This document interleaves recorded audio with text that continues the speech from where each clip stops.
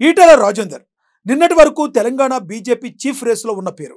సడన్గా ఏమైందో తెలియదు కానీ కమలంలో ఈటెల ఇమడలేకపోతున్నారట. మొన్నటి వరకు కేంద్ర కేబినెట్లోకి చోటు దక్కుతుందని ఆశించారు. కానీ పాత వారిని కాదని కొత్త వారికి మోడీ ఛాన్స్ ఇవ్వలేదు. దీంతో బీజేపీ చీఫ్ పైన ఆశలు పెట్టుకున్నారు.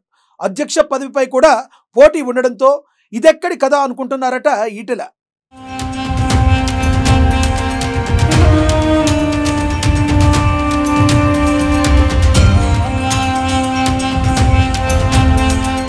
బీజేపీలో ఈటెల ఇమడలేకపోతున్నారా? ఆశించిన కేంద్ర మంత్రి పదవి రాలేదు. బీజేపీ చీఫ్ రేసులో ఈటెలకు పలువురు పోటీ. వాట్ నెక్స్ట్ అనే ఆలోచనలో రాజేంద్ర. మావోయిస్టు ఉద్యమాల నుంచి రాజకీయాల్లోకి ఈటెల రాజేందర్ మావోయిస్టు ఉద్యమాల నుంచి రాజకీయాల్లోకి వచ్చారు. అంచెంచెలుగా ఎదిగి రాష్ట్ర మంత్రి అయ్యారు. బీఆర్ఎస్లో ఉద్యమకాలం నుంచి పనిచేసి కేసీఆర్కు చేదోడు వాదోడుగా నిలిచారు.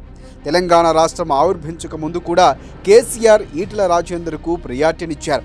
శాసనసభలో పార్టీ నేతగా అవకాశము కల్పించారు. అలా ఈటెల రాజకీయ ప్రస్థానం మొదలైంది. 2014లో బీఆర్ఎస్లో అధికారంలోకి వచ్చిన తరువాత ఈటెల రాజేందర్ పార్టీలోనూ ప్రభుత్వంలోనూ కీలకంగా మారారు. ఆయన బీసీ వర్గానికి చెందిన వ్యక్తి కావటంతో పాటు ఉద్యమం నుంచి రావటం, మంచి వాగ్దాటి ఉండడంతో ఆయనకు అవకాశాలు అనుకోకుండానే తరుముకుంటూ వచ్చాయంటారు.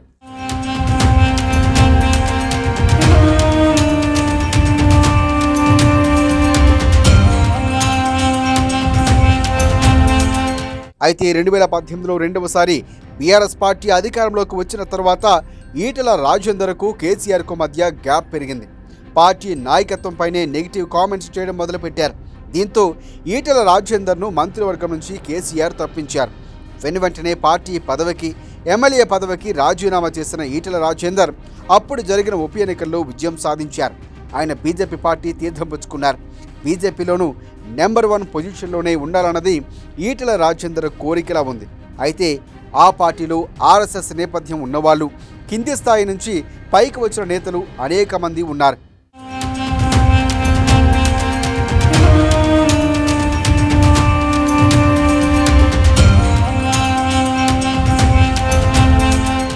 రెండు 2023లో జరిగిన శాసనసభ ఎన్నికల్లో హుజూరాబాద్, గజ్వేల్ నుంచి 2 చోట్ల పోటీ చేసిన ఈటెల రాజేందర్ ఓటమి పాలయ్యారు. దీంతో ఆయన తిరిగి పదవిలో ఉండేందుకు లోక్సభ ఎన్నికలు వచ్చాయి. ఆయన కోరుకున్నట్లుగానే మల్కాజ్గిరి నియోజకవర్గం అభ్యర్థిగా పార్టీ ఎంపిక చేసింది. అప్పటి వరకు ఉన్న నేతలను పక్కన పెట్టి మరీ అధినాయకత్వం ఆయనకు టికెట్నిచ్చింది. మొత్తం మీద ఈటెల రాజేందర్ మల్కాజ్గిరి నియోజకవర్గం ఎంపీగా గెలిచారు. అయితే ఆయన కేంద్ర మంత్రి పదవిని ఆశించారు. కానీ మోదీ సర్కార్లో మాత్రం ఆయన ఆశించింది జరగలేదు. కేంద్ర మంత్రివర్గంలోకి కిషన్ రెడ్డిని, బండి సంజయ్ను మోదీ తీసుకున్నారు. కె లక్ష్మణ్ లాంటి సీనియర్ నేతలు ఉన్నప్పటికీ వాళ్ళిద్దరూ రాష్ట్రంలో బీజేపీ బలోపేతానికి రాష్ట్ర అధ్యక్షులుగా పనిచేశారని భావించి మోదీ వాళ్ళిద్దరికే క్యాబినెట్లో చోటు కల్పించారు.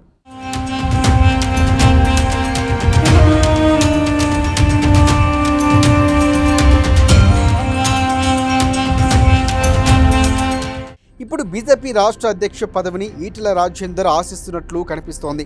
మంత్రి పదవి దక్కకపోయినా కేంద్రంలో అధికారంలోకి మళ్లీ రావడంతో రాష్ట్ర అధ్యక్ష పదవిని చేపట్టాలని ఆయన ఉవ్విలూరుతున్నారు. అయితే బీజేపీ అధ్యక్ష పదవి కోసం అనేక పేర్లు ఇప్పుడు వినిపిస్తున్నాయి. డీకే అరుణ, ధర్మపురి అరవింద్ వంటి పేర్లు కూడా వినిపిస్తూ ఉండడంతో ఈటెల రాజేందర్ కొంత అసహనం ఫీల్ అవుతున్నారని ఆయన మాటల బట్టి వ్యక్తమవుతుంది. మీడియా మిత్రులు అడిగిన ప్రశ్నలకు ఆయన స్పందిస్తూ బీజేపీ అధ్యక్షుడిగా ఏ ఫైటర్ కావాలి, స్ట్రీట్ ఫైటరా, రియల్ ఫైటరా అని ప్రశ్నించారు. 5 ముఖ్యమంత్రులతో తాను కొట్లాడుతానంటూ తనకు తానే గొప్పలు చెప్పుకునే ప్రయత్నం చేశారు. సందర్భం వచ్చినప్పుడు కుంభస్థలాన్ని కొట్టే దమ్మున్నోడు కావాలి, గల్లీలో కొట్లాడేవాడు కాదంటూ మిగిలిన నేతలను కించపరిచే విధంగా మాట్లాడడంపై కొందరు నేతలు హైకమాండ్ దృష్టికి తీసుకువెళ్ళినట్లు తెలుస్తోంది. మొత్తం మీద ఈటెల రాజేందర్ ఇక్కడ కూడా ఇమడలేకపోతున్నట్లే ఇప్పుడు కనిపిస్తోంది.